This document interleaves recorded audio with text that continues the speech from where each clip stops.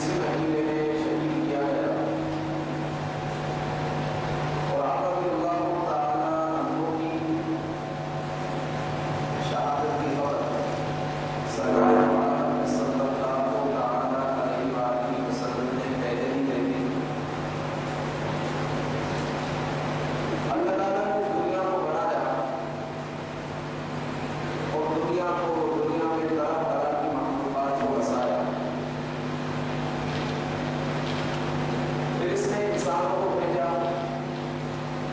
پھر انسانوں کی تربیت کے لیے انبیاء کرام علیہ الصلوۃ والسلام کو بھیجا۔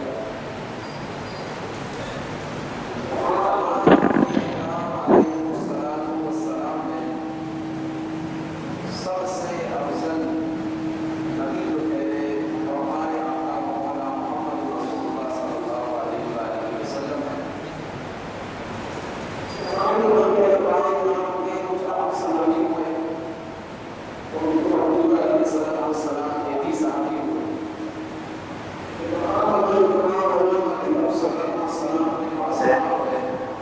ان تمام اصحاب پر حضور علیہ السلام کے جو صحابی ہیں ان کو فوقیت حاصل ہے۔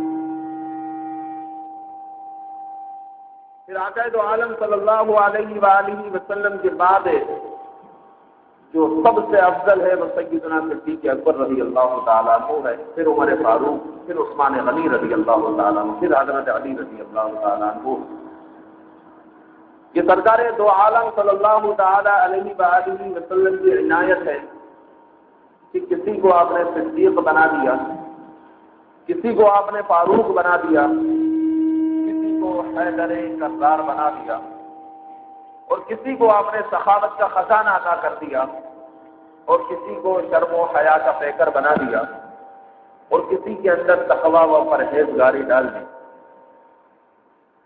سیدنا عثمان غنی رضی اللہ تعالیٰ عنہ کا نام عثمان ہے، آپ کے والد محترم کا نام عفان ہے، اور آپ کی کنیت ابو عبداللہ ہے، ذو النورین آپ کا لقب ہے، اور آپ ان 10 صحابہ میں ہیں جن کو آقا دو عالم صلی اللہ تعالی علیہ وآلہ وسلم نے اپنی زبان اقدس سے جنت کی بشارت دی۔ کیونکہ 10 صحابہ اکرام ہیں جو قطعی اسی وقت تمام صحابہ اکرام میں مشہور ہو گیا تھا کہ یہ جنتی ہے، یہ جنتی ہے، یہ جنتی ہے۔ سرکار دو عالم صلی اللہ علیہ وآلہ وسلم نے نام لے لے کر 10 ایسے صحابہ اکرام ہیں جن کو جنت کی بشارت دی، ان میں سیدنا عثمان غنی رضی اللہ تعالی عنہ بھی ہے۔ آپ وہ چوتھے شخص ہیں جنہوں نے اسلام قبول کیا، یعنی اسلام ابتدا میں ہی آپ نے اسلام قبول کر لیا تھا۔ سیدنا صدیق اکبر رضی اللہ تعالیٰ عنہ سے آ کر مشورہ کیا، پھر صدیق اکبر رضی اللہ تعالیٰ عنہ نے سمجھایا، صدیق اکبر رضی اللہ تعالیٰ عنہ کے ساتھ سرکار دو عالم صلی اللہ علیہ وآلہ وسلم کے پاس گئے۔ آقا دو عالم صلی اللہ علیہ وآلہ وسلم کے کان میں صدیق اکبر نے کچھ کہا۔ سرکار دو عالم صلی اللہ علیہ وآلہ وسلم نے اس وقت حضرت عثمان غنی رضی اللہ تعالیٰ عنہ سے کہا کہ اے عثمان، اسلام قبول کر لو، ہم تمہیں جنت کی بشارت دیتے ہیں۔ اور اسی وقت سیدنا صدیق عثمان غنی رضی اللہ تعالیٰ عنہ نے اسلام قبول کر لیا تھا، یعنی ابتدائی اسلام میں ہی آپ نے اسلام قبول کر لیا تھا جب آپ کے گھر والوں کو معلوم ہوا۔ کیونکہ اس وقت اسلام کا حال یہ تھا کہ اسلام کو ایک چھپایا جا رہا تھا اور سینہ بسینہ تبلیغ کی جا رہی تھی، سینہ بسینہ اعلانیہ طور پر اسلام کی تبلیغ ابھی شروع نہیں ہوئی تھی۔ تو جب آپ کے گھر والوں کو علم ہوا تو آپ کے چچا بہت سخت تھے، جب انہوں نے دیکھا کہ اپنے باپ دادا کے علم کو، دین کو توڑ دیا، عثمان غنی رضی اللہ تعالیٰ عنہ کو ایک چٹائی میں لپیٹ کر رسی سے باندھ دی، اور بعد میں آیا کہ ان کو گندی جو کھال ہوتی ہے، جانور کی اتری ہوئی گندی کھال، جو سڑی ہوئی کھال تھی، اس کے اندر باندھ دیا بدبودار کھال میں، اور دھمکی دی کہ جب تک تو اسلام کو نہیں چھوڑے گا میں تجھے نہیں چھوڑوں گا۔ حضرت عثمان غنی رضی اللہ تعالیٰ عنہ نے اس موقع پر فرمایا کہ تو جان لے لے، میں اسلام کو نہیں چھوڑوں گا، تو جان لے لے، میں اسلام کو نہیں چھوڑوں گا۔ اس موقع پر آپ نے یہ فرمایا۔ آج ہم دیکھتے ہیں کہ ہمیں کتنی ایمان کی فکر ہے، ہمیں کتنی اپنے اسلام کی فکر ہے۔ یہاں تک دیکھا گیا ہے کہ ہم باہر جانے کے لیے فارم پر بعض ایسے مسلمان ہیں جو اپنے آپ کو قادیانی تک لکھوا دیتے ہیں، غیر مسلم تک لکھوا دیتے ہیں تاکہ ویزا مل جائے۔ ویزا کے چکر میں اپنے آپ کو معاذ اللہ قادیانی لکھوا دیتے ہیں، یاد رکھیے کہ اس طرح لکھوانے سے کافر ہو جائے گا، اگرچہ وہ بظاہر وہ کہے کہ میرے دل میں تو ایسی کوئی نیت نہیں ہے، شریعت ظاہر پر لگتی ہے۔ جب اس نے ظاہراً اپنے آپ کو قادیانی کہہ دیا تو وہ کافر ہو گیا، اب وہ نئے سرے سے اسلام قبول کرے گا، پھر نکاح کرے گا، اگر کسی سے بیعت تھا، بیعت اس کی ٹوٹ چکی، اب وہ پھر سے بیعت کرے گا، تمام اس کا جو سابقہ اعمال تھے سب کے سب برباد ہو گئے۔ عثمان غنی رضی اللہ تعالیٰ عنہ کو دیکھیے کہ جان پر آن پڑی ہے اور گندی کھاد میں آپ کو لپیٹ دیا گیا ہے، اور چوتھے شخص سے جنہوں نے اسلام قبول کیا، لیکن سرکار دو عالم صلی اللہ علیہ وآلہ وسلم سے اور اسلام سے اتنے متاثر ہے کہ جب آپ کے چچا نے آپ کو دھمکی دی کہ تو جب تک اسلام کو نہیں چھوڑے گا میں تجھے نہیں چھوڑوں گا، اس وقت آپ اپنے چچا کو کہتے ہیں کہ تو مجھے میری جان لے لے میں اسلام نہیں چھوڑوں گا، تو میری جان لے لے میں اسلام نہیں چھوڑوں گا۔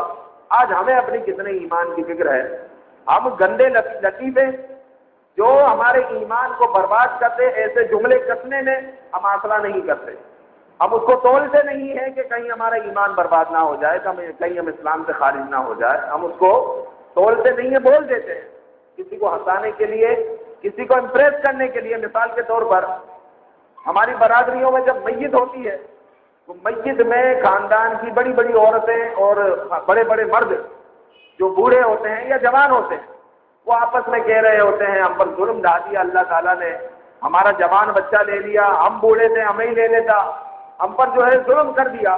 اب اللہ تعالیٰ کو ظالم ٹھہرانا کیا ہے؟ کفر ہے۔ اللہ تعالیٰ کو ظالم کہنا کفر ہے۔ وہ اسلام سے خارج ہو گئے، نمبر بڑھانے کے چکر میں اپنے اسلام کی ایمان کی کوئی فکر نہیں۔ عثمان غنی رضی اللہ تعالیٰ عنہ کو دیکھیے کہ جب ایک مرتبہ ایمان اور ایمان میں داخل ہو گئے، اسلام قبول کر لیا، تو پھر اپنے ایمان کی اور اسلام کی اتنی فکر تھی کہ میری جان لے لو، لیکن میری جان سے بڑھ کر اسلام ہے، میری جان کچھ بھی نہیں ہے، اب جو ہے اسلام ہے، میری کامیابی، میری رفعت، میری شہرت، میری مضبوطی، میری پہچان وہ ہے اسلام۔ اسلام ہے تو سب کچھ ہے، اسلام نہیں تو کچھ بھی نہیں۔ انہوں نے اسی وقت جان لیا کہ اسلام ہی اور ایمان ہی سب کچھ ہے۔ اندازہ لگائیے کہ سیدنا عثمان غنی رضی اللہ تعالیٰ عنہ کا ایمان کتنا کامل تھا۔ اعلان نبوت سے پہلے ہی حضور علیہ السلام نے اپنی بیٹی کا نکاح حضرت رقیہ رضی اللہ تعالیٰ عنہ کا نکاح حضرت عثمان غنی رضی اللہ تعالیٰ عنہ سے کر دیا۔ پھر حضرت رقیہ رضی اللہ تعالیٰ عنہ کا انتقال ہو گیا غزوہ بدر کے موقع پر، اور حضور علیہ السلام حضرت رقیہ کے جنازے میں شامل نہیں تھے۔ پھر جب غزوہ بدر سے لوٹے تو آپ کی تدفین ہو رہی تھی۔ پھر حضرت عثمان غنی رضی اللہ تعالیٰ عنہ سے حضور علیہ السلام نے اپنی دوسری بیٹی کا بھی نکاح کر دیا، سیدنا ام کلثوم کا، اور ام کلثوم سے یہاں پر یہ بھی فرمایا کہ اے ام کلثوم، آپ جانتی ہیں کہ حضرت عثمان میرے اور حضرت ابراہیم علیہ السلام کے مشابہ ہیں شکل و صورت میں، کہ حضور علیہ السلام سے کچھ آپ کی چھبی ملتی تھی، اسی طرح ابراہیم علیہ السلام سے بھی آپ کی کچھ چھبی ملتی تھی سیدنا عثمان غنی رضی اللہ تعالیٰ عنہ کی۔ تو اس طریقے سے آپ ذوالنورین کہلائے، ذوالنورین دو نور والا ذوالنورین کہلائے۔ اور یاد رکھیے کہ اللہ تعالیٰ نے حضرت آدم علیہ السلام سے لے کر حضور علیہ السلام تک کتنے نبی بھیجے اور کتنے نبیوں کی شادیاں ہوئی، کتنے ہی نبیوں کی دو یا تین چار بیٹیاں تھیں۔ کسی بھی نبی نے اپنی دو بیٹیاں کسی ایک شخص کے نکاح میں نہیں دی۔ یہ عثمان غنی رضی اللہ تعالیٰ عنہ کا خاصہ ہے، یہ آپ کا خاصہ ہے کہ کبھی بھی ایسا نہیں ہوا کہ کسی ایک نبی نے اپنی دو بیٹیاں ایک شخص کو دی ہو، ایک شخص سے نکاح کروایا ہو۔ عثمان غنی رضی اللہ تعالیٰ عنہ سے اپنی دو بیٹیوں کا نکاح کروایا، اور جب ام کلثوم رضی اللہ تعالی عنہا کا انتقال ہو گیا اس وقت حضور علیہ السلام نے فرمایا کہ اگر میری 40 بیٹیاں بھی ہوتی تو میں ایک ایک کر عثمان غنی رضی اللہ تعالیٰ عنہ کو دے دیتا، ایک ایک کر عثمان غنی رضی اللہ تعالیٰ عنہ سے ایک ایک کر نکاح کر دیتا۔ عثمان غنی رضی اللہ تعالیٰ عنہ جس طرح ذوالنورین ہے، دو نور والے ہیں، اسی طرح آپ ذوالہجرتین بھی ہیں، یعنی دو ہجرتوں والے، کیونکہ آپ نے حضور علیہ السلام کے ساتھ حبشہ کی طرف بھی ہجرت کی اور حضور علیہ السلام کے ساتھ مدینہ کی طرف بھی ہجرت کی، آپ کی اتباع میں۔ سرکار دو عالم صلی اللہ علیہ وآلہ وسلم نے حبشہ کی طرف جب آپ نے ہجرت کی تو حضور علیہ السلام نے اس موقع پر سیدنا عثمان غنی رضی اللہ تعالیٰ عنہ سے فرمایا تھا کہ لوط علیہ السلام کے بعد تم وہ پہلے شخص ہو جس نے اپنے کنبے کے ساتھ ہجرت کی ہے۔ لوط علیہ السلام کے بعد لوط علیہ السلام نے اپنے کنبے کے ساتھ بیوی بچوں کے ساتھ ہجرت کی تھی۔ ان کے بعد عثمان غنی رضی اللہ تعالیٰ عنہ سے فرمایا ان کے بعد تم پہلے شخص ہو جنہوں نے اپنے کنبے کے ساتھ ہجرت کی ہے۔ یہ ذل ہجرتین بھی ہے، پھر مدینہ منورہ میں بھی آپ نے ہجرت کی۔ میرے بھائیو، ہجرت کرنا کوئی آسان بات نہیں ہے۔ ہجرت کرنا مطلب یہ ہے کہ آپ اندازہ لگائیے کہ ہمارے باپ دادا جب انڈیا چھوڑ کر پاکستان آ رہے تھے تو کوئی کہتا ہے ہمارے پاس وہاں پر اتنی جائیداد تھی، میرے تو دادا کی یا پردادا کا محل تھا، اتنا کلو ہمارے پاس سونا تھا، اتنی بھینسیں تھی، بڑے بڑے باڑے تھے، وہ کہاں گیا؟ سب چھوڑ کر آنا پڑا، سب چھوڑ کر آنا پڑا۔ اور وہ موقع ایسا تھا کہ اس وقت ہم بنیا کو کہتے تھے، ہندو کو کہتے تھے ہم سے خرید لیں، وہ بولتا تھا ہم نہیں خرید سکتے، اس کو معلوم ہے یہ بھاگے گا، یہ جس کے جانے کے بعد میں قبضہ کر لوں گا، خریدنے کی کیا ضرورت ہے۔ تو ہجرت کرنا آسان بات نہیں ہے، جتنی بھی جائیدادیں بنائی ہوئی ہوتی ہے سب کو چھوڑ کے جانا پڑتا ہے۔ عثمان غنی رضی اللہ تعالیٰ عنہ نے بھی اتباع رسول میں ہجرت کی اور سب کچھ چھوڑ کر گئے، صرف اور صرف عشق رسول اور اسلام کا یا اسلام کی پکار تھی۔ ہجرت فرض ہو چکی تھی، حضور علیہ السلام کی اتباع فرض ہو چکی تھی۔ عثمان غنی رضی اللہ تعالیٰ عنہ نے جتنا بھی بنایا تھا سب کچھ چھوڑ دیا اور اسلام کے لیے اپنے کنبے کے ساتھ نکل پڑے اور ہجرت فرمائی، مدینہ منورہ کی طرف چلے گئے۔ نہ آپ کے پاس گھر تھا، نہ گھر تھا، کچھ بھی نہیں تھا۔ اب ہم کہتے ہیں کراچی کے حالات اتنے خراب ہے، سب تنگ ہے، سب پریشان ہے، لیکن اب تک کسی شخص نے ایسا سوچا میں ہجرت کر لوں، میں پاکستان کے کسی اور خطے میں چلا جاؤں؟ نہیں۔ وجہ یہ ہے ہمارا ادھر کاروبار ہے، ہماری جائیدادیں ہیں، ہمارے باپ داداؤں کے گھر ہے، تو معلوم ہوا کہ اگرچہ ہم پریشان ہیں لیکن ہجرت کرنا کوئی آسان بات نہیں ہے، ہجرت کرنا بہت بڑی بات ہے۔ عثمان غنی رضی اللہ تعالیٰ عنہ نے 2 مرتبہ ہجرت کی، حبشہ کی طرف بھی ہجرت کی، پھر مدینہ منورہ کی طرف حضور علیہ السلام کی اتباع میں آپ نے ہجرت فرمائی۔ تو آپ معلوم ہوا کہ عثمان غنی رضی اللہ تعالیٰ عنہ ذوالنورین بھی ہے اور ذوالہجرتین بھی ہے۔ آپ رضی اللہ تعالیٰ عنہ کا عشق رسول لکھیے، یہ حدیبیہ کا مقام ہے، اور تمام صحابہ اکرام حضور علیہ السلام تشریف فرما ہے، آ رہے ہیں، آپ کو مکہ سے باہر ہی روک لیا گیا، کفار مکہ نے روک لیا اور کہا ہم عمرہ کرنے نہیں دیں گے، ہم عمرہ کرنے نہیں دیں گے۔ اب مذاکرے کے لیے چنا گیا عثمان غنی رضی اللہ تعالیٰ عنہ کو، وہ مذاکرہ ہوا، آپ کو سفیر بنا کر بھیجا، مذاکرہ آپ کرنے گئے، وہاں پر ان کفار نے عثمان غنی رضی اللہ تعالیٰ عنہ کو دعوت دی کہ آپ عمرہ کر لیں، آپ کا جو یہ جتنا بھی قافلہ آیا ہوا ہے ان کو تو ہم عمرہ کرنے نہیں دیں گے، آپ کعبۃ اللہ کو جتنا چاہے دیکھیں، آپ عمرہ کر لیں، ہم آپ کو اجازت دیتے ہیں۔ بڑی عزت کرتے تھے عثمان غنی رضی اللہ تعالیٰ عنہ کو، عزت کیا کرتے، آپ عمرہ کر لیں۔ عثمان غنی رضی اللہ تعالیٰ عنہ نے اس موقع پر فرمایا کہ میرے آقا و مولا محمد الرسول اللہ صلی اللہ علیہ وآلہ وسلم کے بغیر میں عمرہ کر ہی نہیں سکتا، میں عمرہ کروں گا ہی نہیں۔ اور وہاں پر صحابہ اکرام حضور علیہ السلام سے کہہ رہے ہیں کہ یا رسول اللہ، آپ نے عثمان کو مکہ کی جانب بھیجا ہے مذاکرے کے لیے، وہ تو عمرہ کر لیں گے۔ وہاں پر حضور علیہ السلام عثمان غنی رضی اللہ تعالیٰ عنہ کی تائید کر رہے ہیں، نہیں، عثمان غنی میرے بغیر عمرہ کرے گا ہی نہیں، میرے بغیر عمرہ کرے گا ہی نہیں۔ پھر جب عثمان غنی رضی اللہ تعالیٰ عنہ آ گئے، جب معاملات کچھ طے ہوئے اور آ گئے، تو پھر سرکار دو عالم صلی اللہ علیہ وآلہ وسلم کے پاس تشریف لائے اور صحابہ اکرام کے پاس جب آئے تو صحابہ اکرام رضوان اللہ علیہ اجمعین نے چند نے کہا کہ آپ نے عمرہ نہیں کیا، ہم نے تو کہا آپ عمرہ کر لیں گے۔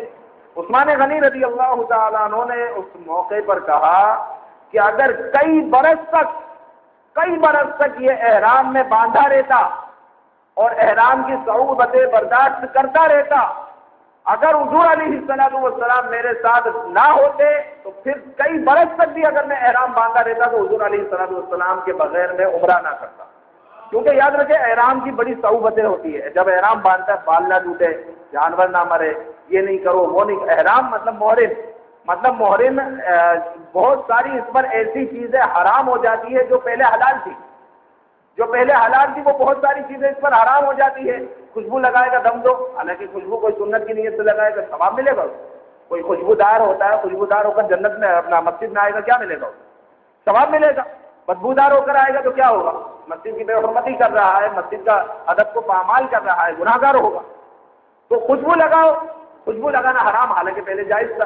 تو بہت ساری ایسی چیزیں ہوتی ہیں کہ جو حرام ہو جاتی ہے، لیکن عثمان غنی رضی اللہ تعالیٰ عنہ نے اس موقع پر فرمایا کہ کئی سال تک مجھے احرام میں رہنا پڑتا، پھر بھی جو ہے حضور علیہ السلام کے بغیر میں عمرہ کرنے کا سوال ہی پیدا نہیں ہوتا، آقا دو عالم صلی اللہ علیہ وآلہ وسلم کے بغیر میں عمرہ نہ کرتا۔ یہ حضور علیہ السلام سے آپ کا عشق تھا۔ اسی موقع پر جب آپ مکہ مکرمہ میں تھے، ابھی آپ حضور علیہ السلام کے پاس تشریف نہیں لائے تھے، اس موقع پر ایک افواہ پھیل گئی کہ عثمان غنی کو اندر ہی اندر شہید کر دیا گیا۔ افواہ آئی، صحابہ اکرام رضوان اللہ علیہ مجمعین کو حضور علیہ السلام نے جمع کر لیا۔ آقا دو عالم صلی اللہ علیہ وآلہ وسلم کو معلوم تھا کہ معاملہ کیا ہے، اور حضور علیہ السلام اس وقت بیعت کرنے لگے، سب سے بیعت رضوان جسے کہتے ہیں، بیعت کرنے لگے۔ سورۃ الفتح میں 26 پارے میں اس کا ذکر بھی ہے۔ بیعت ہوئی تو آقا دو عالم صلی اللہ علیہ وآلہ وسلم نے اس موقع پر عثمان غنی کو نہیں تھے، اور افواہ یہ پھیلی تھی کہ عثمان غنی کو شہید کر دیا گیا۔ تو حضور علیہ السلام نے اپنا سیدھا ہاتھ الٹے ہاتھ پہ رکھا اور بولا یا الہ العالمین، یہ عثمان کا ہاتھ ہے، یہ عثمان کا ہاتھ ہے، اور اس طریقے سے کر کر آپ نے عثمان غنی رضی اللہ تعالیٰ عنہ کی بیعت لی۔ پھر عثمان غنی رضی اللہ تعالیٰ عنہ آ گئے، اور پھر جب آپ کو معلوم ہوا کہ اس طرح بیعت لی گئی ہے، اور بیعت کے موقع پر حضور علیہ السلام نے اپنے ہاتھ کو کہا ہے کہ یا الہ العالمین، یہ عثمان کا ہاتھ ہے، اور عثمان کی طرف سے بیعت حضور علیہ السلام نے دی ہے۔ پھر عثمان غنی رضی اللہ تعالیٰ عنہ فرماتے ہیں کہ اس کے بعد مجھے اپنی جان کی فکر نہیں ہوتی تھی، مجھے سیدھے ہاتھ کی فکر ہوتی تھی کہ اس سیدھے ہاتھ کو حضور علیہ السلام نے اپنا ہاتھ فرمایا تھا، اور پھر مجھے سیدھے ہاتھ کی فکر ہوتی تھی کہ سیدھا ہاتھ میرا کہیں غلط جگہ پر نہ چلا جائے۔ اور پھر عثمان غنی رضی اللہ تعالیٰ عنہ فرماتے ہیں کہ اس کے بعد میں یہ سیدھا ہاتھ کبھی بھی شرمگاہ کی طرف نہیں لے گیا، اپنی شرمگاہ کی طرف پیشاب کے مقام پر کبھی بھی جو ہے اپنا سیدھے ہاتھ نہیں لے گیا۔ اتنا آپ سیدھے ہاتھ کا ادب کیا کرتے تھے کہ اس ہاتھ کو سرکار دو عالم صلی اللہ علیہ وآلہ وسلم نے فرمایا یہ عثمان کا ہاتھ ہے، اور وہ سیدھا ہاتھ تھا، سیدھا ہاتھ تھا۔ تو سرکار دو عالم صلی اللہ علیہ وآلہ وسلم کا اس کے رسول دیکھیے کہ آقا دو عالم صلی اللہ علیہ وآلہ وسلم نے جب سیدھے ہاتھ کو عثمان کا ہاتھ کہا تو پھر ادب اتنا بجا رہا ہے کہ کبھی بھی اس ہاتھ کا غلط یوز، یعنی کہ غلط جگہ پر آپ کبھی بھی نہیں لے گئے۔ اسی طرح سرکار دو عالم صلی اللہ علیہ وآلہ وسلم کی ایک مرتبہ عثمان غنی رضی اللہ تعالیٰ عنہ نے اپنے گھر پر دعوت کی۔ دعوت کے موقع پر جب سرکار دو عالم صلی اللہ علیہ وآلہ وسلم تشریف لائے تو عثمان غنی رضی اللہ تعالیٰ عنہ نے اس موقع پر 17 غلام آزاد کیے۔ آپ سے پوچھا گیا کہ 17 غلام آپ نے آزاد کیے، کہا کہ میرے آقا و مولا محمد رسول اللہ صلی اللہ علیہ وآلہ وسلم میرے گھر تشریف لائے، اور یہ میرے لیے سعادت کی بات ہے، اور سرکار دو عالم صلی اللہ علیہ وآلہ وسلم کے گھر سے میرے گھر کا جو فاصلہ ہے وہ 17 قدم ہے، تو ہر قدم کے بدلے میں ایک غلام آزاد کرتا ہوں، اور 17 غلام آپ نے اس موقع پر آزاد کیے۔ یہ سرکار صلی اللہ علیہ وآلہ وسلم سے آپ کا عشق تھا۔ اسی طرح آپ رضی اللہ تعالیٰ عنہ کی سادگی دیکھیے کہ جب آپ گلیوں میں گزرتے تو آج تو ہم دیکھتے ہیں وزیر اعظم صدر جو ہوگا وہ شاہانہ لباس میں ہوتا ہے، اور پہلے کے بادشاہوں کی بھی یہی حیثیت ہوتی کہ جب وہ گزرتے تھے تو کچھ معلوم ہوتا تھا کہ کوئی جا رہا ہے پہن کر، تو کچھ عہدے پر ہوگا یا بادشاہ ہوگا یا بادشاہ کا وزیر ہوگا، کچھ معلوم ہوتا تھا۔ لیکن عثمان غنی رضی اللہ تعالیٰ عنہ کے اندر سادگی اتنی تھی کہ اگر آپ کو کسی نے نہ دیکھا ہوتا اور آپ مدینے کی گلیوں میں یا کسی بھی شہر میں گھوم رہے ہوتے تو آپ کو بعض اوقات مزدور تصور کیا جاتا کہ شاید آپ مزدور ہیں، شاید آپ کوئی کام کرنے والے ہیں یا آپ غریب ہیں۔ اتنا سادہ لباس، اتنی سادگی آپ کے چہرے پر، اپنے لباس میں اتنی سادگی ہوا کرتی تھی کہ آپ کو پہچاننا مشکل ہو جاتا تھا کہ یہ امیر المومنین ہے۔ امیر المومنین یاد رکھیے کہ بادشاہ اور یہ صدر اور وزیر اعظم کی امیر المومنین کے سامنے کوئی حیثیت نہیں ہے۔ امیر المومنین اب تو دنیا میں پائے نہیں جاتے۔ امیر المومنین بہت بڑے خطے پر جو حکومت کرتے ہیں، پھر وہ جو ہے ہر شہروں میں شہر بشہر ملک بملک گورنر لگاتے ہیں، اور پھر ان کے ماتحت تمام نظام چلتا ہے۔ اب تو امیر المومنین کا سلسلہ نہیں ہے، لیکن امیر المومنین بہت بڑے خطے پر کام کرتے ہیں۔ تو حضرت عثمان غنی رضی اللہ تعالیٰ عنہ امیر المومنین ہونے کے باوجود اتنی سادگی اپنے لباس میں اور کھانے میں، کہا جاتا ہے کہ آپ کے گھر میں کبھی بھی 2 ڈشیں نہیں ہوتی تھی، ایک ڈش ہوتی تھی۔ اتنا سادہ کھانا اور صرف ایک ڈش ہوا کرتی تھی اور وہی جو ہے آپ کھایا کرتے تھے. اسی طرح آپ کا مکان بالکل سادہ, حالانکہ امیر کبیر تھے. ابھی آپ کو معلوم ہوگا کتنے امیر تھے, یہ بہت امیر تھے, بہت پیسہ تھا آپ کے پاس. اللہ تعالیٰ نے یہاں تک کہا گیا کہ آپ نے جب مدینہ ہجرت کی آپ کے پاس کچھ بھی نہیں تھا. جب آپ مدینے میں آ کر آپ نے کاروبار شروع کیا تو جس چیز میں آپ ہاتھ ڈالتے تو گویا کہ وہ سونا بن جاتا. اتنا آپ کو اللہ تعالیٰ نے اتنی برکت عطا فرمائی. تو آپ کا مکان بالکل سادہ. اکثر آپ روزے سے رہا کرتے تھے, اکثر روزہ رکھا کرتے تھے. مفسرین نے یہاں تک لکھا ہے, مورخین نے, کہ جو 5 روزے ہیں جو حرام ہیں, جس طرح ابھی ایام تشریق گئے, یہ ایام تشریق اور عید الفطر, ایام تشریق میں 9 بھی ہے لیکن 9 کا تو روزہ رکھنا افضل ہے. 10, 11, 12, 13 ذی الحجہ اور عید الفطر, یہ 5 روزے رکھنا حرام ہوتے ہیں. ان کے علاوہ عثمان غنی رضی اللہ تعالیٰ عنہ تقریباً پورا سال روزے سے رہا کرتے تھے. بعض مورخین نے اتنا بھی کہا پورا سال آپ روزے سے رہا کرتے تھے. اسی طرح حج کے موقع پر کبھی بھی آپ حج نہیں چھوڑتے تھے, حج ضرور کیا کرتے تھے. حج کے موقع پر آپ کا دسترخوان بچتا تھا, مینا میں, عرفات میں آپ کا دسترخوان بچتا تھا اور آپ کی طرف سے سب کو دعوت ہوا کرتی تھی. آپ کی طرف سے سب کو دعوت ہوا کرتی تھی. حاجی کو کھانا خریدنے کی ضرورت نہیں ہے, آپ کھلاتے تھے. آپ اپنے پلے سے, اپنی جیب سے حاجیوں کو کھلاتے تھے. اسی طرح حضور علیہ السلام کی آپ نے ایک حدیث سنی کہ آقا دو عالم صلی اللہ علیہ وآلہ وسلم نے فرمایا, جو ایک غلام آزاد کرے اللہ تعالیٰ اس کو جہنم سے آزاد کرے گا. جو ایک غلام آزاد کرے اللہ تعالیٰ اس کو جہنم سے آزاد کرے گا. جب آپ نے یہ حدیث سنی تو آپ ہر جمعہ کو ایک غلام آزاد کیا کرتے تھے. ہر جمعے کو آپ کا معمول تھا ایک غلام آزاد کیا کرتے تھے. یہاں پر اس موقع پر یہ بھی بتا دوں کہ یہ اسلام ہے اور اسلام کی یہ روشنی ہے اور اسلام کا یہ احسان ہے کہ آج دنیا میں غلامانہ زندگی ختم ہو چکی ہے. دنیا میں کہیں بھی غلام نہیں پایا جاتا. اسلام نے فضیلتیں بیان کر کے اس غلامی کو ختم کیا ہے, غلامی کو چڑھایا بڑھایا نہیں ہے. جب اسلام آیا تو اسلام کا جب اظہار کیا جا رہا تو اس وقت غلامی کا دور تھا. ہر آدمی غلام اور باندیا رکھا کرتا تھا. لیکن حضور علیہ السلام نے بار بار اس کی فضیلتیں بیان کی. اور روزے کے کفارے میں دیکھیں, آپ زہار کے کفارے میں دیکھیں, قتل کے کفارے میں دیکھیں, غلام آزاد کرو, قتل ہو گیا غلام آزاد کرو, روزہ ٹوٹ گیا غلام آزاد, اور پھر زہار ہے غلام آزاد, روزہ ہے اپنا قسم کسی نے توڑ دی غلام آزاد کرو. اسی طرح آقا دو عالم صلی اللہ علیہ وآلہ وسلم نے فرمایا کسی پر کوئی کفارہ نہیں بھی ہے, اگر وہ بھی ایک غلام کو آزاد کرتا ہے اللہ تعالیٰ اس کو جہنم سے آزاد کرتے ہیں. اس طریقے کی فضیلتوں کی وجہ سے آج دنیا میں جو غلامی کی لعنت ہے وہ ختم ہو چکی ہے اور اس کا کریڈٹ اسلام کو جاتا ہے کہ غلامی کو ختم کرنے والا وہ دین اسلام ہے. دین اسلام کی وجہ سے غلامی ختم ہوئی ہے. روزانہ عثمان غنی رضی اللہ تعالیٰ عنہ کی حالت یہ تھی کہ روزانہ آپ شب بیداری کیا کرتے تھے. اور بعض کتب نے ایسا بھی لکھا کہ عثمان غنی رضی اللہ تعالیٰ عنہ 2 رکعت میں پورا قرآن مجید ختم کیا کرتے تھے. یہ آپ کا معمول تھا کہ امیر المؤمنین ہونے کے باوجود, اتنی ساری ذمہ داریاں ہونے کے باوجود آپ کا معمول تھا کہ 2 گھنٹے میں 2 رکعت میں پوری رات میں قرآن مجید آپ کا ختم کرنا, یہ آپ کا معمول بن گیا تھا. عثمان غنی رضی اللہ تعالیٰ عنہ ایک مرتبہ آقا دو عالم صلی اللہ علیہ وآلہ وسلم کے گھر تشریف لائے. حضرت عائشہ صدیقہ رضی اللہ تعالیٰ عنہ تھی. حضرت عائشہ رضی اللہ تعالیٰ عنہ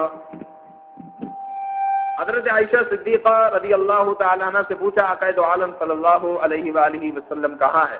تو سرکار دو عالم صلی اللہ علیہ وآلہ وسلم کے بارے میں بتایا کہ وہ مسجد نبوی میں گئے ہیں. عثمان غنی رضی اللہ تعالیٰ عنہ سے مزید کلام ہوا تو یہ بات سامنے آئی کہ حضرت عائشہ نے فرمایا کہ ہمارے گھر میں 4 دن سے پاکا ہے, 4 دن سے کچھ بھی نہیں ہے, 4 دن سے ہم نے کچھ کھایا پیا نہیں ہے, پاکا ہے. سیدنا عثمان غنی رضی اللہ تعالیٰ عنہ وہیں پر رونے لگ گئے کہ ہمارے آقا 2 جہان کے سردار, جن کی وجہ سے یہ دنیا وقوع پذیر ہوئی, جن کی وجہ سے اللہ نے دنیا بنائی, جنت و دوزخ ان کی وجہ سے بنائی گئی, کہ تمام مخلوقات کا وجود, بلکہ ایک جگہ پر آیا لولا کلمہ خلقت الافلاق, کہ اگر اے پیارے تجھے نہ بناتا تو افلاق کو نہ بناتا. اور ایک روایت میں یہاں تک آیا کہ پیارے اگر تجھے نہ بناتا تو اپنا خدا ہونا بھی ظاہر نہ کرتا, اس کے گھر میں پاکا. تو وہ اب دھاڑے مار مار کر رونے لگے اور آپ وہاں سے نکلے اور آپ نے اونٹ اونٹ لیا اور اس کو خوراک سے بھرا اور سرکار دو عالم صلی اللہ علیہ وآلہ وسلم کے گھر پر تشریف لائے اور تمام خوراک کو اتارا اور حضرت عائشہ صدیقہ رضی اللہ تعالیٰ عنہ سے آپ نے جو ہے ریکویسٹ کی کہ آئندہ کبھی ایسا معاملہ ہو تو خادم کو بلا لینا، خادم حاضر ہے، خادم کو بلا لینا، آئندہ کبھی بھی ایسا معاملہ ہو تو مجھے یاد کر لینا۔ اب عثمان غنی رضی اللہ تعالیٰ عنہ وہاں سے چلے گئے۔ عثمان غنی رضی اللہ تعالیٰ عنہ جب وہاں سے گئے، حضور علیہ السلام تشریف لائے۔ آقا دو عالم صلی اللہ علیہ وآلہ وسلم نے دیکھا کہ گھر میں اتنا زیادہ غلہ پڑا ہوا ہے، خوراک پڑی ہوئی ہے، تو حضور علیہ السلام نے پوچھا۔ حضرت عائشہ رضی اللہ تعالیٰ عنہ فرماتی ہیں کہ عثمان غنی رضی اللہ تعالیٰ عنہ دے کے گئے ہیں اور ساتھ میں یہ بھی کہہ کے گئے ہیں کہ خادم جو ہے حاضر ہے، خادم کو یاد کر لیا کرو۔ حضور علیہ السلام پھر مسجد نبوی چلے گئے اور رات بھر جو ہے عثمان غنی رضی اللہ تعالیٰ عنہ کے لیے دعا کرتے رہے کہ یا الہ العالمین، میں عثمان سے راضی ہوں، تو بھی راضی ہو جا، میں عثمان سے راضی ہوں، تو بھی راضی ہو جا۔ یہ عثمان غنی رضی اللہ تعالیٰ عنہ کا مرتبہ ہے، کتنا بڑا مرتبہ ہے کہ حضور علیہ السلام اللہ تعالیٰ سے فرما رہے ہیں کہ یا الہ العالمین، میں عثمان سے راضی ہوں، تو بھی راضی ہو جا۔ ہم دیکھتے ہیں کہ آج کل کے دور میں ایسے لوگ بھی ہیں عثمان غنی رضی اللہ تعالیٰ عنہ سے بغض رکھتے ہیں، عداوت رکھتے ہیں، تو یہ عداوت جو رکھے گا وہ پھر نہ مسلمان ہوگا، کیونکہ وہ ایک عالم بھی ہے، ایک عالم ہے، عالم کو عالم ہونے کی وجہ سے اگر کوئی نفرت کرتا ہے اس سے وہ کافر ہے۔ ایک عام عالم ہے، عالم ہونے کی وجہ سے اگر کوئی اس سے نفرت کرتا ہے وہ کافر ہے۔ اگر کسی صحابی سے صحابی ہونے کی وجہ سے اگر کوئی نفرت کرے تو یقیناً وہ کافر ہے، کیونکہ ہر صحابی عالم ہے، ہر صحابی عالم ہے، اللہ کا ولی ہے۔ یہاں تک کہ علماء نے فرمایا تمام دنیا کے ولی بہت کتب ابدال مل کر بھی ایک صحابی کے مرتبے تک نہیں پہنچ سکتے، ایک صحابی کے مرتبے تک نہیں پہنچ سکتے۔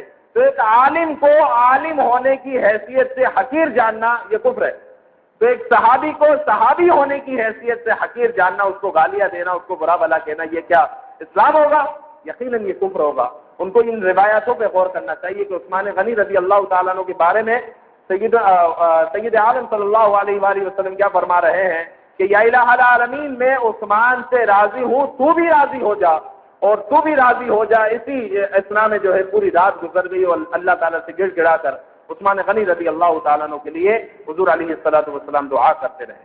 اسی طرح آپ آئے جیش عسرا کی طرف، اس موقع پر عثمان غنی رضی اللہ تعالیٰ عنہ نے جو دین کی خدمت کی ہے، جو دین کو تقویت بخشی ہے، یہ اپنی مثال آپ ہے۔ آقا دو عالم صلی اللہ علیہ وآلہ وسلم منبر پر تشریف فرما ہے اور منبر پر سب کو ابھار رہے ہیں کہ اے مسلمانوں، دین کو تمہاری ضرورت ہے، اپنی جیبوں کو ہلکا کرو، پیسے نکالو، کیونکہ جنگ تبوک کا موقع ہے، سفر بڑا کٹھن ہے، مسلمانوں کے پاس مال نہیں ہے، مسلمانوں کے پاس کھانے کو نہیں ہے، مسلمانوں کے پاس اسلحہ نہیں ہے، لہذا چندے میں حصہ لو، پیسے دو، چندے میں حصہ لو، پیسے دو۔ آقا دو عالم صلی اللہ علیہ وآلہ وسلم جب ابھار رہے ہیں، اس وقت کی جو کرنسی تھی، جو درہم و دینار تھے، عثمان غنی رضی اللہ تعالیٰ عنہ کھڑے ہو گئے اور کہا یا رسول اللہ صلی اللہ علیہ وآلہ وسلم، میری طرف سے 100 اونٹ ماں ساز و سامان کے، کہ ساز و سامان جو اس میں لدا ہوا ہوگا اس کے ساتھ میری طرف سے 100 اونٹ۔ پھر عثمان غنی رضی اللہ تعالیٰ عنہ بیٹھ گئے اور پھر جو ہے پھر سے کھڑے ہوئے، پھر حضور علیہ السلام نے ابھارنا شروع کیا کہ مزید اسلام کو ضرورت ہے، مزید جو ہے چندے میں حصہ لو۔ عثمان غنی پھر کھڑے ہو گئے، 100 اونٹ، پھر بیٹھ گئے، پھر حضور علیہ السلام نے ابھارا، پھر کھڑے ہوئے، کہا یا رسول اللہ میری طرف سے مزید 100 اونٹ۔ اس طریقے سے 300 اونٹ آپ نے دیے۔ راوی کہتے ہیں کہ اس موقع پر حضور علیہ السلام منبر سے اترے اور آپ کے چہرے پر خوشی کے آثار تھے، اور حضور علیہ السلام کہہ رہے تھے کہ آج کے بعد عثمان کا کوئی عمل اس کو نقصان نہیں پہنچائے گا۔ اس موقع پر آپ گویا کہ عثمان غنی رضی اللہ تعالیٰ عنہ کو جنت کی بشارت دے رہے ہیں، آج کے بعد عثمان کو اس کا کوئی عمل نقصان نہیں پہنچائے گا۔ اور ساتھ میں یہاں پر یہ بھی کہہ دوں کہ پھر اس جنگ تبوک کے موقع پر عثمان غنی رضی اللہ تعالیٰ عنہ نے 10,000 دینار بھی دیے تھے۔ 10,000 دینار کتنے ہوتے ہیں؟ 45 کلو سونا، 45 کلو سونا، یہ عثمان غنی رضی اللہ تعالیٰ عنہ نے جنگ تبوک کے موقع پر دی۔ اور ساتھ میں آپ نے 30,000 مجاہدین تقریباً تھے، 10,000 مجاہدین کا آپ نے خرچہ اٹھایا کہ 10,000 مجاہدین پر جو خرچہ اخراجات ہوں گے وہ میرے ذمہ، 10,000 مجاہدین کا خرچہ اٹھایا۔ پھر جنگ تبوک کے موقع پر جب قافلہ رواں دواں تھا اس موقع پر جب قافلے نے ایک جگہ پڑاؤ کیا آتے ہوئے یا جاتے ہوئے، اس وقت خوراک ختم ہو گئی، کھانے کو کچھ نہیں تھا۔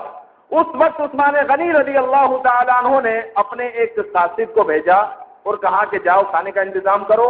اس وقت آپ کا قاصد، آپ کا خادم 40 اونٹ خوراک کے بھر کر لے کر آیا، اور 40 اونٹوں سے خوراک لے کر آیا، اور پھر صحابہ کرام رضوان اللہ علیہم اجمعین جو کہ بھوکے تھے، ان کو کھانے کو نہیں تھا، ان میں جو ہے کھانے کو تقسیم کیا گیا۔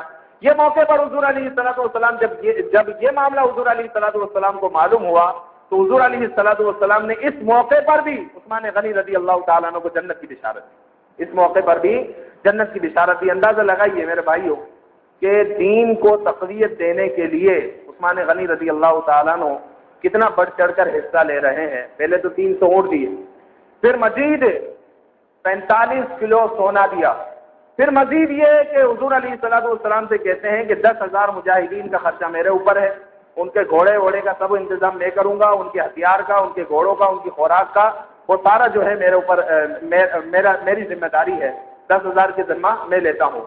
پھر مزید یہ ہے کہ خوراک کی کمی ہوئی تو 40 اونٹ مزید خوراک کے منگوائے اور وہاں پر جو ہے خوراک کو تقسیم کیا گیا۔ لیکن ہم دیکھتے ہیں کہ ہم اپنے دین کو کتنی تقویت پہنچا رہے ہیں، ہماری اہل سنت کا سرمایہ کہاں پر لگ رہا ہے؟ کیا ہم اپنے دین کو، اپنے مسلک کو مضبوط کر رہے ہیں؟ یقیناً نہیں کر۔ ہمارا جو پیسہ لگ رہا ہے وہ صرف اور صرف ہماری ناپخانیوں میں لگ رہا ہے، یا پھر قوالیوں میں لگ رہا ہے، یا پھر جو ہے لنگروں میں لگ رہا ہے، بس یہ 3-4 چیزیں ہیں۔ ہم وہاں پر خوب پیسہ لگا رہے ہیں۔ ہم اگر پیسہ نہیں لگا رہے تو دین کو تقویت دینے میں نہیں لگا، دین کو تقویت دینے میں ہم پیسہ نہیں لگا رہے۔ عثمان غنی رضی اللہ تعالیٰ عنہ کو دیکھیے کہ کیونکہ جنگ سے دین کو تقویت ملتی ہے، اسلام کو، دین کو تقویت ملتی ہے، مسلمانوں کا روب قائم ہوتا ہے، اسلام پھیلتا ہے۔ اس موقع پر اسلام کو پھیلانے کے لیے، اسلام کو تقویت بخشنے کے لیے، اسلام کو مضبوط کرنے کے لیے عثمان غنی رضی اللہ تعالیٰ عنہ نے اپنی دولت کے تمام خزانے کھول دیے، اور کتنا سونا دیا؟ 45 کلو سونا آپ نے عنایت فرمایا۔ لیکن ہم دیکھتے ہیں ہمارے اہل سنت میں ایسا نہیں ہے کہ کم پارٹیاں ہے یا وہ خرچہ نہیں کرتے، خرچ کرتے ہیں، لیکن ہمارے یہاں پر کیا ہوتا ہے؟ بڑی بڑی ناپخانیاں ہوگی، بڑے بڑے ناچخواں آئیں گے اور وہاں پر آئیں گے، جھومیں گے، اور خود بھی جھومیں گے، عوام کو بھی جھمائیں گے، پھر وہ بھی جا کے سو جائیں گے، یہ بھی جا کے سو جائیں گے۔ دین کو کیا فائدہ ہوا؟ دین کو کیا فائدہ ہوا؟ یہ ہونا یہ چاہیے کہ بڑی بڑی ناچخوانی کریں، بالکل کریں، ہماری طرف سے کوئی اعتراض نہیں ہے، لیکن ساتھ میں ایک اچھے عالم کا وہاں پر بیان بھی ہو تاکہ لوگ کچھ لے کر جائے۔ بہرحال ہماری جو اخراجات ہو رہے ہیں وہ قوالیوں پر ہو رہے ہیں، یہ بڑی بڑی ناپخانیاں جو دکھاوا ہو گئی ہے، وہ ناپخواں بھی دکھاوے ہیں، اور یہ ناپخانیاں بھی جو ہوتی ہے بڑی بڑی، وہ تقریباً دکھاوا ہو گیا ہے کہ میں اتنی بڑی ناپخانی کروں گا، میں اس کو بلا لوں گا، اس کو بلا لوں گا، اور بڑے بڑے روڈ جو جام کر دیں گے ہم، اور ساتھ میں بڑے بڑے اسپیکر لگائیں گے، لوگوں کی نیندیں خراب کریں گے، اور اس طریقے سے مستحب عمل کو ہم حرام میں معاذ اللہ تبدیل کر دیں گے۔ معاملہ یہ ہے کہ یہاں پر دین کو فائدہ کیا ہوا؟ ہمیں چاہیے ہم اپنے مسلک کو، دین کو فائدہ پہنچائے۔ مفتی احمد یار خان نعیمی رحمۃ اللہ تعالی علیہ پوری زندگی اپنے مسلک کے لیے لڑتے رہے ہیں، پوری زندگی۔ جا الحق اتنی موٹی کتاب ہے، جا الحق، آپ نے 2 مہینے میں لکھی ہے، جا الحق، اور وہ کیا ہے؟ اپنے مسلک کی دفاع میں اور غیروں کے جو ہے مخالف خلاف لکھی ہے آپ نے، جا الحق۔ مفتی احمد یار خان نعیمی فرماتے ہیں کہ خرچ سنی بر قبور خانقاہ، کہ سنی ایسے ہیں، سنیوں کا خرچہ صرف خانقاہوں پر اور قبروں پر ہو رہا ہے۔ خرچ سنی بر قبور خانقاہ، خرچ نجدی بر علوم و درس کا۔ سنیوں کا خرچہ صرف خانقاہوں پر ہو رہا ہے، سنیوں کا خرچہ صرف قبروں پر ہو رہا ہے، سنیوں کا خرچہ صرف لنگروں پر ہو رہا ہے، یا پھر صرف کوری ناپخانیوں پر ہو رہا ہے، اور خرچ نجدی بر علوم و درس کا، اور نجدیوں کا جو خرچہ ہو رہا ہے وہ یا تو اپنا دین اور اپنے مسلک کو مضبوط کر رہے ہیں، یا پھر درسگاہیں بنا رہے ہیں اور طالب علم کو کھینچ رہے ہیں اپنی طرف۔ ہمارا جو خرچہ ہو رہا ہے وہ انہی چیزوں پر ہو رہا ہے۔ ہمیں اب تبدیل ہونا پڑے گا، اپنے اخراجات کو دینی اداروں میں لانا پڑے گا، اور ہمارے علماء کو ہمیں سپورٹ کرنا پڑے گا۔ اپنے علماء کو جو ضرورت ہے وہ ضروریات ان کو پہنچانی پڑے گی۔ اب ہماری اس ادارے کو دیکھ لیے، الیاس مسجد گھاٹی پاڑا میں روزانہ درس نظامی کی کلاس لگتی ہے، رات کے اوقات ہے۔ اب رات کے اوقات میں آدمی باہر بیٹھ کر کہیں بھی ٹائم پاس کر لیتا ہے، گھر پر ٹی وی پر ٹائم پاس کر لیتا ہے۔ اب رات کے اوقات میں ہم نے یہ سلسلہ شروع کیا ہے درس نظامی کا، یہ بھی دین اسلام کی پھیلاؤ کی ایک کڑی ہے کہ درس نظامی جو درس نظامی جس کو آتا کر لے گا وہ عربی سے واقف ہوگا. جب عربی سے واقف ہوگا تو قرآن سمجھ کر پڑھے گا, حدیث سمجھ کر پڑھے گا, اور دین میں جو ہے اس کو وسعت ملے گی. دین سمجھنے میں وہ مزید جو ہے قابل ہو جائے گا, مزید فہم کے ساتھ, مزید وسعت کے ساتھ وہ دین کو سمجھ سکے گا. تو روزانہ یہاں پر درس نظامی کی کلاس لگتی ہے. اب ہمارے ادارے کا مزید پروگرام یہ ہے کہ یہاں پر ایک لائبریری قائم کی جائے. مزید اور پروگرام یہ ہے کہ کمپیوٹر لیب قائم ہو رہی ہے, ابھی بن رہی ہے. کوئی بھی وزٹ کرنا چاہے, اوپر جو ہے کمپیوٹر لیب بن رہی ہے. وہاں پر کیا ہے, بالکل منفرد ارادہ ہے, ہمارے فرحان بھائی ہے اور بہت زبردست کام کر رہے ہیں ماشاءاللہ, اخلاص کے ساتھ لگے ہوئے ہیں. بھائی جان ہیں یہ بھی اخلاص کے ساتھ لگے ہوئے ہیں. اب ان کو ضرورت ہے فنڈ کی, آپ کے فنڈ کی ضرورت ہے. اب فنڈ میں کیا ہے, ان کا جو مقصد ہے وہ یہ ہے کہ علماء اکرام کو کمپیوٹر کی تعلیم دینا. ہمارے علماء اکرام کمپیوٹر سے تقریباً ناواقف ہے. کمپیوٹر کی تعلیم دینا علماء اکرام کو. علماء اکرام کے لیے یہاں پر عربی لائبریری قائم کرنا. عربی لائبریری کے ان کے پاس عربی کتب کی کمی ہوتی ہے. ایک ایک سیٹ جو عربی کا ہوتا ہے 5-10 ہزار روپے کا ہوتا ہے, مہنگا ترین سیٹ ہوتے ہیں. اب یہاں پر ایک بڑی عربی لائبریری قائم ہوگی, عربی کتب ہوگی اس میں. اب وہاں پر کیا, ہمارے محلے میں علماء اکرام آئیں گے اور علماء اکرام اس سے استفادہ حاصل کریں گے, فائدہ حاصل کریں گے ان لائبریری سے, کمپیوٹر سے. اور کمپیوٹر کورسز ہوں گے باقاعدہ. اور جو یہاں پر کلاس لگتی ہے رات میں, اس کے لیے بھی ہمیں اخراجات چاہیے ہوتے ہیں. اور ساتھ میں ماہانہ پروگرام ہوتا ہے, اس کے لیے بھی ہمیں اخراجات چاہیے. اور مزید ہمارے پروگرام ہے کہ مزید جو ہے ہم اس محلے میں مزید کورسز شروع کریں. اور افسوس کا عالم یہ ہے کہ اس جو یہ رات کے اوقات میں درس نظامی کی کلاس لگتی ہے, کوئی گھاس منڈی سے آ رہا ہے, کوئی رنچھوڑ لائن سے آ رہا ہے, اور کوئی کہاں سے آ رہا ہے, کوئی کہاں سے آ رہا ہے. کوئی 2 یا 3 بچے ہیں جو صرف گھاٹی پاڑے کے. تو گھاٹی پاڑے والوں کے لیے دعوت فکر ہے, نوجوانوں کو میں دعوت دوں گا. رات کے اوقات کہیں بھی آپ گزار لیں گے, گھر پر ٹی وی کے سامنے یا باہر فٹ پاتھ پر یا دوستوں کی گیدرنگ میں بیٹھ کر. میرے بھائیوں, اگر آپ نے یہ 8 سال یا 5 سال 6 سال آپ نے اپنے انمول بنا لیے, تو کل جو ہے آپ ممبر پر بیٹھے ہوں گے اور آپ کو لوگ عالم کہہ رہے ہوں گے. جب آپ جا رہے ہوں گے لوگ آپ کو روک رہے ہوں گے اور دینی مسئلہ آپ سے پوچھ رہے ہوں گے کہ میرا یہ مسئلہ ہے, نماز میں میرے ساتھ یہ ہو گیا, روزے میں میرے ساتھ یہ ہو گیا, ارے میرے پاس اتنا مال ہے, زکات کتنی نکلے گی. لوگ آپ سے مسائل پوچھ رہے ہوں گے. یہ 6 سال اگر آپ قیمتی بنا لیں تو خصوصاً میں کہوں گا گھاٹی پاڑے والوں کے لیے دعوت فکر ہے کہ ہمارے محلے میں اتنی بہترین سہولت ہونے کے باوجود ہم اس سے محروم ہیں. اور ہمارے گھاٹی پاڑے والے یہ درس نظامی پڑھنے نہیں آتے. صرف 2 گھنٹے کی کلاس ہے, تو اس میں حصہ لیجئے, مالی طور پر بھی حصہ لیجئے. کیونکہ آج کوئی بھی کام ہو, دنیا کا کوئی بھی کام ہو, مال کے بغیر نہیں ہوتا, مال کے بغیر نہیں ہوتا. ہاں اتنا ضرور ہے کہ اگر آپ مال دیتے ہیں اپنا تو آپ پوچھیں, ہم سے پوچھیں, جو ہماری مینجمنٹ ہے اس سے پوچھیں کہ ہمارا مال کہاں لگ رہا ہے, ہمارے مال سے واقعی دین میں تقویت پیدا ہو رہی ہے, آپ ہمارے مال کو صحیح جگہ پر لگا رہے ہیں کہ نہیں. آپ بالکل پوچھ سکتے ہیں, بالکل آپ پوچھ سکتے ہیں. لیکن جو ہے آپ کی بہت زیادہ ضرورت ہے. ابھی بیان کے بعد فرحان بھائی بھی ہیں, میں بھی موجود ہوں, بھائی جان بھی موجود ہے. اگر آپ کوئی ڈونیشن دینا چاہیں اپنی طرف سے تو ہم حاضر ہیں, اور ساتھ میں آپ رسید حاصل کر لیں. بہرحال عثمان غنی رضی اللہ تعالیٰ عنہ کی بات ہو رہی تھی کہ آپ نے لنگروں کے لیے پیسے نہیں دیے, آپ نے جو پیسے دیے وہ دین کی تقویت کے لیے دیے. تو ہمیں بھی اگر آپ پیسہ لٹانا ہے, پیسہ دینا ہے, تو دین کی تقویت کے لیے اپنا پیسہ خرچ کریں. علماء اکرام سے رابطہ کریں. جو عالم آپ دیکھیں واقعی کام کر رہا ہے, ہمارے ادارے کو دیکھیں, اگر ہمارا ادارہ کام کر رہا ہے تو آپ کا ایک اخلاقی فرض بنتا ہے کہ آپ سے جو ہو سکے ہماری مدد کریں. کسی عالم کو دیکھیں, کوئی بھی ہو ہمارے ادارے سے ہٹ کر, کوئی بھی عالم ہو, سنی عالم ہو, آپ دیکھیں وہ کام کر رہا ہے, واقعی سنیت میں بیداری لا رہا ہے, اس کی مدد کریں. آپ اس کے پاس جائیں, اس سے پوچھیں آپ کو کسی کتاب کی ضرورت تو نہیں ہے, آپ کے کوئی معاملات تو نہیں ہے, اگر ہے تو بتا دیں, میں آپ کی پرابلم سالو کروں. علماء کی سپورٹ, دین کی اس وقت بہت ضرورت ہے, دین کی سپورٹ کی, علماء کی سپورٹ کی. عثمان غنی رضی اللہ تعالیٰ عنہ کو دیکھیں, دین کو آپ نے تقویت بخشی. اس وقت ہمیں مسلک اہل سنت کو تقویت دینے کی بہت ضرورت ہے. ہم صرف اور صرف لنگروں میں لگ گئے, بس لنگروں میں لگ گئے اور بڑی بڑی ناخوانیوں کرنے میں لگ گئے, قوالیوں میں لگ گئے, اور ہم نے دین کو بالکل چھوڑ دیا. دین کو یہاں تک دیکھا گیا, افسوس کا مقام ہے, ایک بہت بڑا ناخواہ آتا ہے, بہت بڑا ناخواہ آتا ہے اور ناک بڑھتا ہے. جب وہ ناک بڑھ کر چلے جاتا ہے تو پبلک بھی چلے جاتی ہے, اور جو عالم دین تقریر کر رہا ہے وہ 4-5 لوگ بیٹھے ہوئے ہوتے ہیں, بس ایسا معاملہ ہو گیا.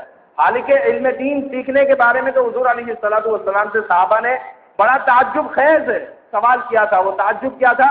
جب حضور علیہ السلام نے علم دین کی ترغیب دلائی تو آقا دو عالم صلی اللہ علیہ وآلہ وسلم سے پوچھنے لگے کہ یا رسول اللہ علم دین سیکھنا کیا قرآن پڑھنے سے بھی افضل ہے؟ حضور علیہ السلام نے فرمایا کہ علم دین کے بغیر کیا تم قرآن سمجھ سکتے ہو؟ قرآن سمجھنے کے لیے بھی تمہیں علم کی ضرورت ہے. قرآن سمجھنے کے لیے بھی علم کی ضرورت ہے. شریعت کا ایک مسئلہ سیکھنا 1 سال کی عبادت سے بہتر ہے. لہذا علماء سے جڑیے، اداروں سے جڑیے اور اہل سنت کے اداروں سے جڑیے اور ان کی مدد کیجیے.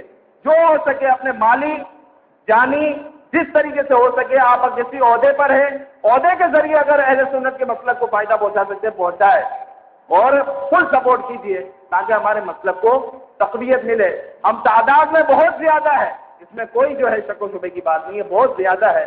لیکن یہ ہے کہ ایک تو ہم بہت زیادہ امن پسند ہے، دوسری بات یہ ہے کہ ہم جو ہے اپنے دین کی اپنے مسلک کی صحیح طور پر سپورٹ نہیں کر رہے. پھر سے سنیے کہ خرچ سنی بر قبور و خانقاہ، خرچ نجدی بر علوم و درس کا، کہ نجدیوں کا جو خرچہ ہو رہا ہے وہ علوم و درسگاہوں پر ہو رہا ہے. کیونکہ نہ وہ سوہم کرتے ہیں، نہ وہ چالیسواں کرتے ہیں، نہ وہ ناخوانیاں کرتے ہیں، نہ وہ لنگر کرتے ہیں. ان سب کو شرک کہتے رہتے ہیں. تو جتنا بھی پیسہ ہوتا ہے سارا کا سارا وہ درسگاہوں میں لگاتے ہیں. ہم یہ نہیں کہتے کہ آپ نیازیں کرنا بند کرتے ہیں، غوث پاک کی 11ویں کریں، ہر نیاز کریں، لنگر کرتے ہیں لنگر بھی کریں، لیکن یہ ہے کہ کچھ اس میں کمی کر دیں اور پھر جو ہے اپنے مسلک کو جس طرح ہو سکے فائدہ پہنچائے.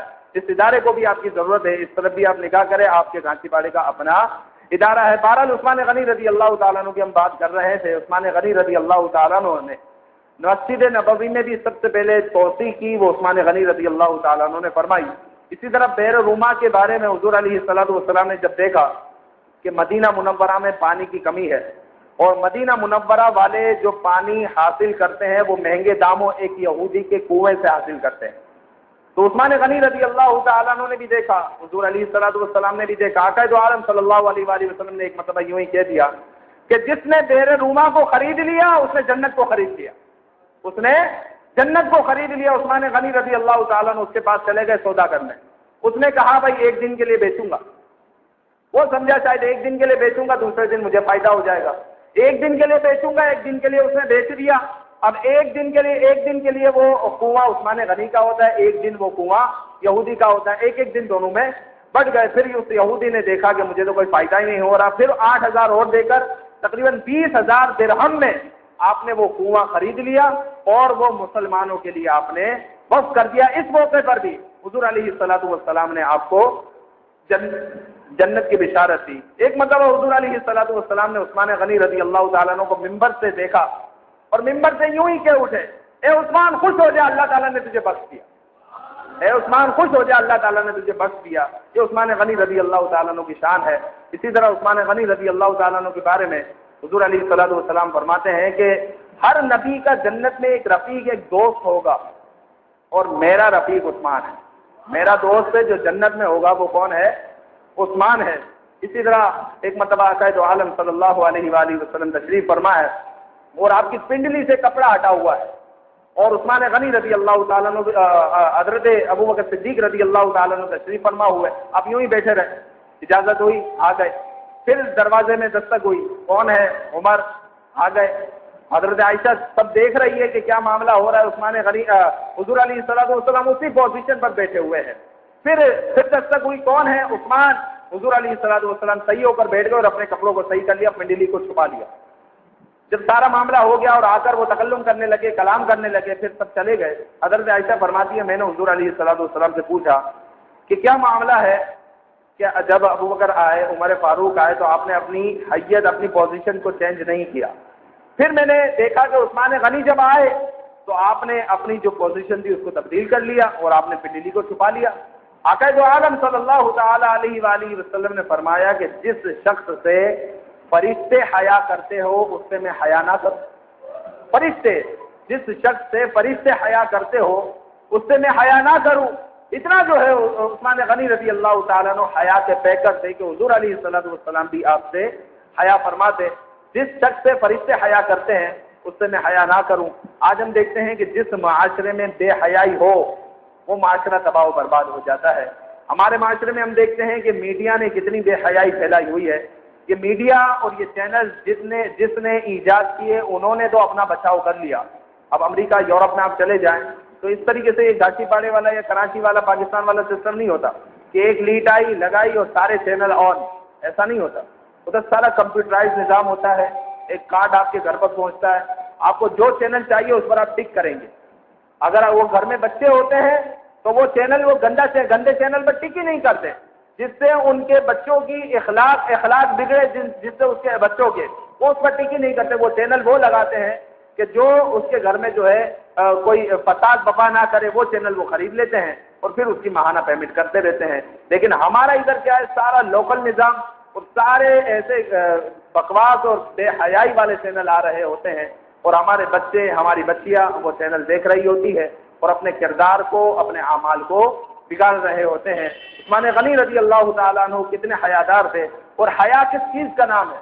حیا اس چیز کا نام ہے کہ مورخین شارحین یہ کہتے ہیں کہ حیا کی ایک تعریف یہ بھی ہے کہ حیا اللہ تعالیٰ کی نعمتوں پر غور کرنا اور پھر اپنے گناہ پر غور کرنا، جو ان دونوں کے درمیان آدمی کی کیفیت ہوتی ہے اس کو حیا کہتے ہیں۔ مثال کے طور پر ایک شخص بد نگاہی کر رہا ہے، کسی غیر عورت کو دیکھ رہا ہے۔ اب اللہ کی نعمت ہے کیا؟ آنکھ، اللہ کی نعمت ہے آنکھ، اور اس کو دیکھنا ہے گناہ۔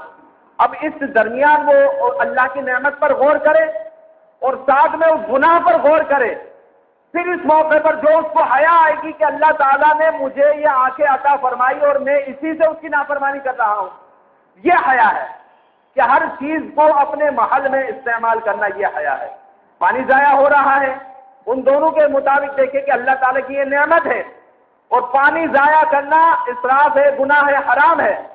پھر ان دونوں کے درمیان جو انسان کی کیفیت بنتی ہے کہ یہ اتنی بڑی اللہ کی نعمت ہے اور میں اس کو ضائع کر رہا ہوں، جو یہ کیفیت بنتی ہے، یہ حیا ہے۔ تو ہمیں اپنے ہر عمل میں حیا پیدا کرنی ہوگی کہ ہر اللہ تعالیٰ کی پہلے اللہ تعالیٰ کے جو نعمتیں ہیں اس پر غور کریں، پھر جو اس کے ذریعے ہم گناہ کر رہے ہیں اس پر غور کریں، پھر اپنے آپ کو لتاڑیں کہ یا الہ العالمین تو نے مجھے کان دیے، میں اسی سے گناہ کر رہا ہوں، اسی سے تیری نافرمانی کر رہا ہوں۔ حالانکہ اگر کسی کے کان نہ ہو، آنکھ نہ ہو، اگر وہ کروڑ پتی ہو تو شاید وہ اپنا کروڑوں روپیہ یہ آنکھ حاصل کرنے میں بہا دے، آنکھ حاصل کرنے میں، کان حاصل کرنے میں، جسم کا کوئی عضو حاصل کرنے میں وہ اپنا کروڑوں روپیہ صرف کرنے کو تیار ہو جائے کہ کاش کہ مجھے میری آنکھیں واپس مل جائیں۔ تو وہ جو ان دونوں کے درمیان کیفیت بنتی ہے، یہ حیا ہے۔ عثمان غنی رضی اللہ تعالیٰ عنہ نہایت حیادار تھے۔ بہرحال عثمان غنی رضی اللہ تعالیٰ عنہ خلیفہ دوم ہے، تیسرے خلیفہ ہے۔ عثمان غنی رضی اللہ تعالیٰ عنہ کو حضور علیہ السلام نے پہلے ہی فرما دیا تھا کہ اللہ تعالیٰ آپ کو ایک ایسی قمیص عطا فرمائے گا کہ مخالفین اس کو چھیننے کی کوشش کریں گے، اے عثمان ان کو ہرگز نہ دینا۔ پھر ایک موقع ایسا آیا کہ آپ کے دور خلافت میں بغاوت ہو گئی آپ سے، اور مخالفین آ گئے، کہنے لگے کہ آپ خلافت کو چھوڑ دیجیے، خلافت کو خیرآباد کہہ دیجیے اور خلافت کو چھوڑ دیجیے۔ عثمان غنی رضی اللہ تعالیٰ عنہ کو وہ حدیث یاد آ گئی کہ میرے آقا و مولا محمد رسول اللہ صلی اللہ علیہ وآلہ وسلم نے فرمایا تھا کہ اے عثمان تجھے اللہ تعالیٰ ایک قمیض عطا کرے گا، مخالفین کہیں گے کہ دے دے، تو ہرگز اس قمیض کو اتارنا نہیں۔ میں اس قمیض کو خلافت سے تعبیر کرتا ہوں، وہ یہی خلافت ہے، وہ یہی خلافت ہے کہ مخالفین کہتے ہیں کہ چھوڑ دو، میں ہرگز نہیں چھوڑوں گا، اور یہ حق کا مقام ہے، میں ہرگز نہیں چھوڑوں گا۔ اب مخالفین عثمان غنی رضی اللہ تعالیٰ عنہ کے قتل کے درپے ہوئے، اور 2000 کے لگ بھگ عثمان غنی رضی اللہ تعالیٰ عنہ کے گھر کے پاس جمع ہو گئے، اور عثمان غنی رضی اللہ تعالیٰ عنہ کی اس طاق میں رہے کہ ہم بس ان کو شہید کریں گے۔ عبداللہ بن زبیر رضی اللہ تعالیٰ عنہ کے ساتھ تقریباً 700 صحابہ اکرام تھے۔ آپ نے بھی ان کے گھر کا گھیراؤ کیا ہوا تھا کہ کہیں عثمان غنی رضی اللہ تعالیٰ عنہ پر یہ باغی حملہ نہ کر دیں۔ پھر جو ہے ان باغیوں نے ایک پلان بنایا کہ یہاں سے ان کے دروازے سے انٹر ہونا تو بہت زیادہ ناگزیر ہے اور بہت زیادہ ممکن نہیں ہے ان کے دروازے سے اندر جانا۔ بہرحال جو ہے پلان یہ بنا کہ دوسروں کی چھتوں سے ٹاپ کر ان کے گھر پر ہم داخل ہوں گے، اور یہی ہوا کہ چھتوں سے ہو کر، دوسرے مکانوں کی چھتوں سے ہو کر عثمان غنی رضی اللہ تعالیٰ عنہ کے گھر پر داخل ہوئے، اور گھر میں آ کر آپ رضی اللہ تعالیٰ عنہ نے پہلے ہی ایک خواب دیکھ رکھا تھا. عثمان غنی رضی اللہ تعالیٰ عنہ کی زوجہ محترمہ فرماتی ہے کہ اس دن جمعے کا دن تھا. عثمان غنی رضی اللہ تعالیٰ عنہ نے روزہ رکھا ہوا تھا. عثمان غنی رضی اللہ تعالیٰ عنہ نے اس وقت اپنی زوجہ محترمہ سے کہا کہ ابھی میری آنکھ لگی تھی, میرے خواب میں آقا دو عالم صلی اللہ علیہ وآلہ وسلم تشریف فرما ہوئے اور حضور علیہ السلام نے فرمایا اے عثمان روزہ ہمارے ساتھ کھولنا, روزہ ہمارے ساتھ کھولنا. اور ایک حدیث میں ہے کہ فرمایا کہ نماز ہمارے ساتھ پڑھنا, جمعے کی نماز ہمارے ساتھ پڑھنا. عثمان غنی رضی اللہ تعالیٰ عنہ فوراً کھڑے ہوئے, آپ نے جو ہے اچھے کپڑے پہنے اور تلاوت قرآن میں مشغول ہو گئے. اور تلاوت قرآن میں مشغول تھے کہ اتنے میں جو ہے باغی اندر آ گئے اور عثمان غنی رضی اللہ تعالیٰ عنہ کی ایک نے داڑھی پکڑ لی اور ایک نے زوردار آپ کے پیچھے سر پر وار کیا اور خون کا فوارہ نکلا اور آپ کا خون جو گرا وہ قرآن مجید پر گرا اور آپ نے اس موقع پر جام شہادت نوش کیا. عثمان غنی رضی اللہ تعالیٰ عنہ کو پہلے ہی معلوم تھا کہ مجھے شہید کر دیا جائے گا. وجہ یہ ہے کہ ایک موقع پر حضور علیہ السلام احد پہاڑ پر کھڑے ہوئے تھے. اس وقت عمر فاروق بھی تھے, عثمان غنی بھی تھے, صدیق اکبر بھی تھے. حضور علیہ السلام کے کھڑے رہنے پر اور ان تینوں شخصیات کے موقع پر کھڑے رہنے پر حضور علیہ السلام نے دیکھا کہ احد پہاڑ ہلنے لگا. آقا دو عالم صلی اللہ علیہ وآلہ وسلم نے اس پر ایڑی ماری اپنی اور احد پہاڑ کو کہا کہ رک جا, تجھے معلوم نہیں ہے کہ تیرے اوپر ایک نبی, 2 شہید اور ایک صدیق کھڑے ہوئے, تجھے معلوم نہیں؟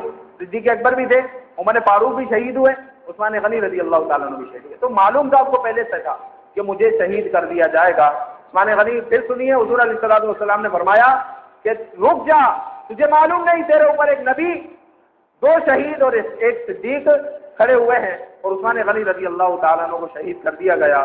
بہرحال پیارے بھائیو, شہادت تو بہت ہوئی لیکن عثمان غنی رضی اللہ تعالیٰ عنہ کی شہادت ایسی شہادت ہے کہ کربلا کی اگر ہم شہادت کو لیں, کربلا کا موسم بھی آنے والا ہے, کربلا کی شہادت کو اگر ہم لیں تو کربلا والوں کی جو شہادت ہوئی وہ گھر سے دور ہوئی. ان کا وہاں پر کوئی پرسان حال نہیں تھا, نہ ان کی وہاں پر بادشاہت تھی, نہ ان کا وہاں پر خاندان تھا. وہ تھے ہی غیر لوگ, وہ تھے ہی باغی اور خبیث ترین لوگ تھے, یزیدی لوگ. لیکن عثمان غنی رضی اللہ تعالیٰ عنہ کو جنہوں نے شہید کیا وہ کلمہ گو تھے. وہ اپنے آپ کو کلمہ گو کہتے تھے لیکن بغاوت پر اکھڑ آئے تھے.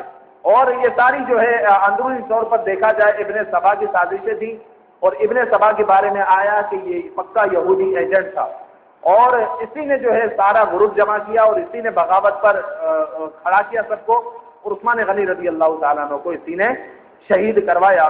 بہرحال عثمان غنی رضی اللہ تعالیٰ عنہ کی ایسی شہادت ہے کہ کربلا سے اگر موازنہ کیا جائے تو کربلا والوں کی بھی شہادت ہوئی, ان کی بھی ایسی شہادت ہے کہ جو اپنی مثال آپ ہے لیکن ان کا وہ گھر نہیں تھا. عثمان غنی رضی اللہ تعالیٰ عنہ کو ان کے گھر میں شہید کیا گیا. کربلا والوں کی وہاں پر بادشاہت نہیں تھی, عثمان غنی رضی اللہ تعالیٰ عنہ کی یہاں پر بادشاہت تھی, پھر بھی آپ کو یہاں پر شہید کیا گیا. اس میں وہاں پر کوئی پانی نہیں تھا, وہاں پر ایسی کوئی جو ہے مثال نہیں تھی کہ کربلا والوں نے وہاں پر کوئی کنواں مسلمانوں کے لیے وقف کیا ہو.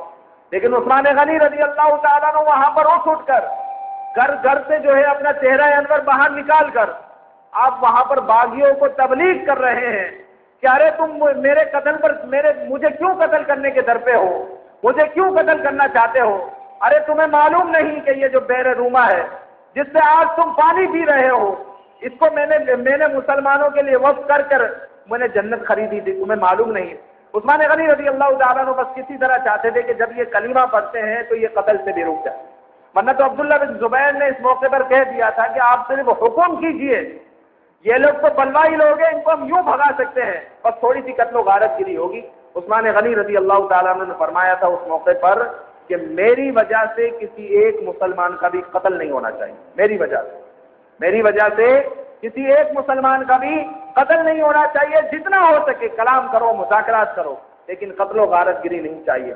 حالانکہ فوج آپ کی, پولیس آپ کی, سارا نظام آپ کا, لیکن آپ نے جب دیکھا کہ جب میں معاملے کو سنگین لوں گا, معاملے پر جو ہے فوج کو چھوڑوں گا یا ان صحابہ کو چھوڑوں گا تو قتل و غارت گری ہوگی, تو آپ نے اپنی جان دینا تو گوارا کی, لیکن اس بات پر آپ آمادہ نہ ہوئے کہ آپ کی وجہ سے کسی مسلمان کا شہید ہو.